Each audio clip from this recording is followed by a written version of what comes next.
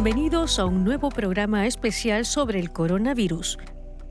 En Belgrado, la capital de Serbia, la gente sale a la calle a protestar contra las políticas del gobierno para atajar la pandemia. El detonante ha sido el anuncio de nuevas medidas para contener los contagios. Las cifras de infectados en el país aumentan, al mismo ritmo que crece el descontento entre la población. Ira y violencia frente a la sede del Parlamento en Belgrado. Miles de manifestantes habían salido a las calles a protestar. La situación no tardó en descontrolarse. Un grupo intentó irrumpir en el edificio.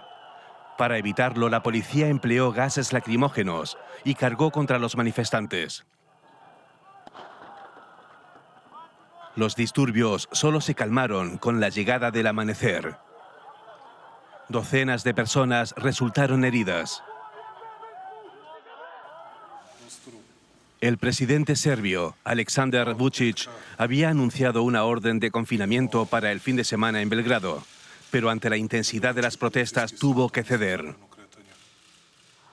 En las últimas semanas, el coronavirus se propagó en Serbia rápidamente. Las colas son largas en los centros donde se realizan los tests y los hospitales están llenos. Ante la nueva ola de infecciones, el sistema de salud está completamente desbordado. No se trata solo de los pacientes de Belgrado. Hablamos de pacientes de toda Serbia que están siendo enviados aquí. En abril, Serbia impuso uno de los confinamientos más estrictos de todo el mundo. Sin embargo, el gobierno decidió seguir adelante con la celebración de las legislativas en junio. Durante la campaña electoral, se llegó a hablar de una victoria sobre el coronavirus. La vida volvió a la normalidad sin restricciones. La oposición, sin embargo, boicoteó los comicios. La participación fue baja, pero el partido de Vučić cosechó una amplia victoria. Tras las elecciones, pronto quedó claro que la pandemia no había terminado, aumentando el descontento contra el gobierno. Vučić reaccionó entonces echándole la culpa a la población. Fue nuestra decisión suavizar las medidas. Pero si me ponen en esta situación, podría recordarles que lo hicimos por la insistencia de ustedes. La gente protestaba golpeando ollas y sartenes y diciendo que era hora de terminar con mi dictadura. Decían que yo iba a usar las restricciones y los confinamientos para hacer imposible una vida normal. Los éxitos iniciales de Serbia en la lucha contra el coronavirus se han esfumado y los manifestantes aseguran que Vučić es el responsable de ello. Sucedió en Anderlecht, un municipio de Bruselas, durante el confinamiento a causa de la pandemia. Adil, de 19 años, quiso evadir un control y murió durante una persecución policial. El caso desató unas protestas que, pese a las restricciones por la COVID-19, continúan hasta hoy. Justicia para Adil se lee aquí, una muestra de solidaridad y una llamada a actuar. Adil, de 19 años, murió durante una persecución policial hace 2 meses. Fue justo aquí donde un carro de la policía se estrelló contra su moto. Los agentes pensaban que Adil se había saltado las restricciones del confinamiento. El joven murió en el acto. El abogado Alexis Tawaev representa a la familia de Adil. Observa un patrón que se repite. En los barrios habitados por minorías, la policía actúa con una violencia desproporcionada. Adil no había atracado un banco ni estaba armado. Si ese hubiese sido el caso, habría sido lo correcto detenerlo para garantizar la seguridad pública. Y también habría estado justificado que lo persiguieran con 2 o 3 adultos e incluso con un helicóptero. Pero en este caso la policía hacía controles por la COVID-19. ¿Era necesario que procedieran como lo hicieron? La muerte de Adil desató la indignación en el distrito de Anderlecht, en Bruselas. Se convocaron manifestaciones pacíficas exigiendo justicia, pero también hubo disturbios. Tomás Devos conocía a Adil. Dirige el JES, un centro municipal para niños y adolescentes, en el que Adil trabajaba como voluntario. Cuando empezaron las protestas, Devo salió a las calles de Anderlecht para calmar los ánimos. Estaba allí de pie y vi cómo la policía antidisturbios cargaba contra la multitud. Discutir con ellos no tenía sentido. Retrocedí un poco y ellos pasaron a mi lado. Mis trabajadores sociales huyeron. Sabían que cuadraban con el perfil de la policía. Comprendí que aunque vivimos en el mismo espacio público, nuestras vidas son completamente diferentes. Por eso miles de personas salieron a las calles de Bruselas a principios de este mes para protestar contra la violencia policial, el racismo y los controles sin motivo justificado. Poco después, Munem, de 19 años, publicó este video en las redes sociales. En él cuenta que tras las protestas fue arrestado e introducido por un agente en un carro de la policía. Entonces llamó a sus compañeros y comenzaron a golpearme. Trataban de pegarme en la cara. Munem cuenta que había 5 agentes. No sabe si tenían motivaciones racistas. En su opinión, lo golpearon simplemente porque era fácil. Ahora quiere levantar la voz contra la violencia policial. Si miras para otro lado, si tienes miedo a quejarte porque le temes a la policía, eso solo llevará a que ellos se sigan aprovechando de su poder. Eso solo empeorará las cosas. La policía de Bruselas se negó a hablar con nosotros sobre violencia policial y racismo, pero en una entrevista con una radio local, el jefe de la policía admitió que ha habido lo que él llamó deslices ocasionales. La población de los barrios humildes se siente discriminada y no confía ya en la policía. Hará falta un cambio en las actitudes para restablecer la confianza. En Sudáfrica, el coronavirus se propaga a una velocidad alarmante.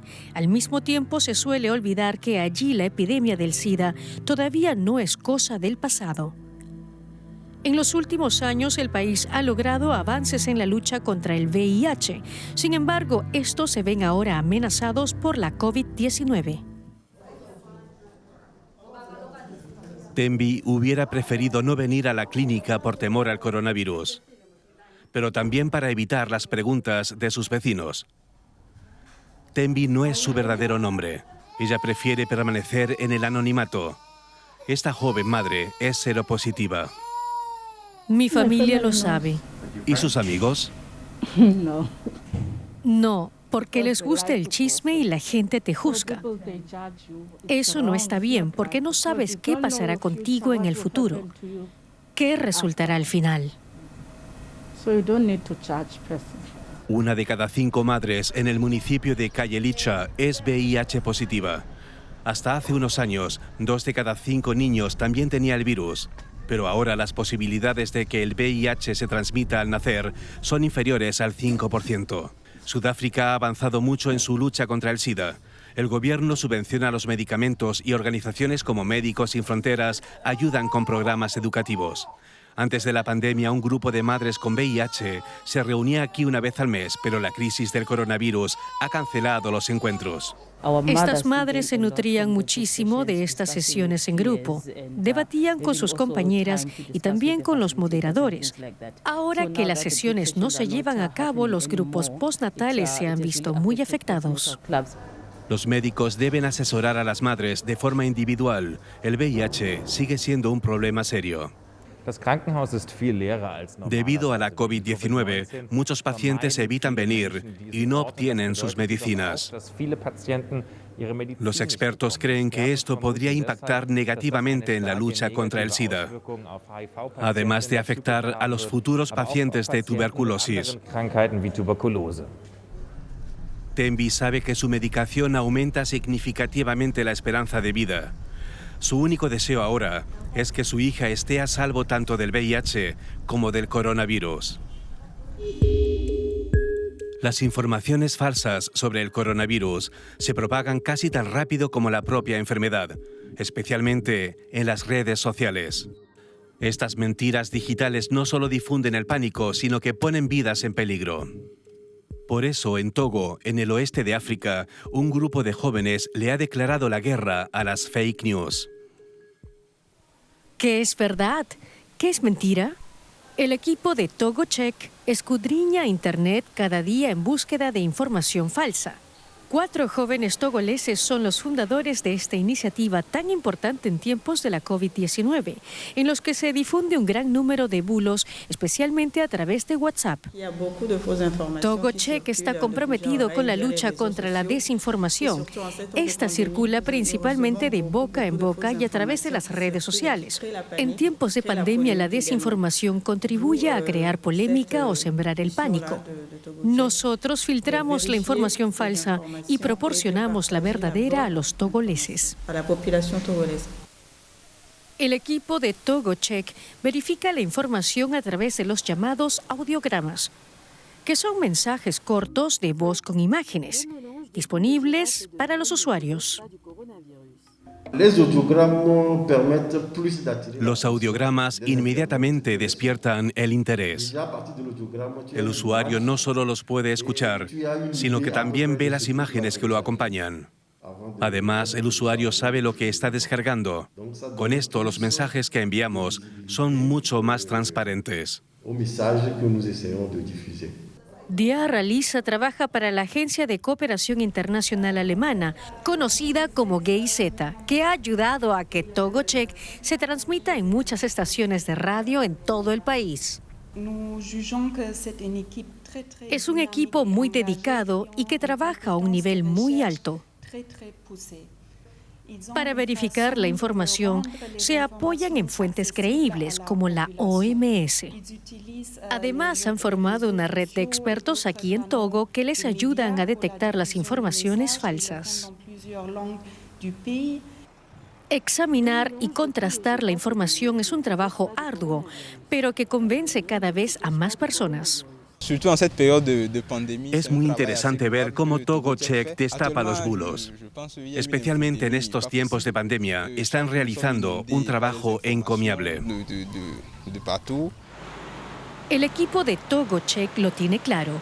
Tanto la radio como la televisión y los medios sociales deben involucrarse para difundir la verdad. Solo así se puede ganar la batalla contra las noticias falsas.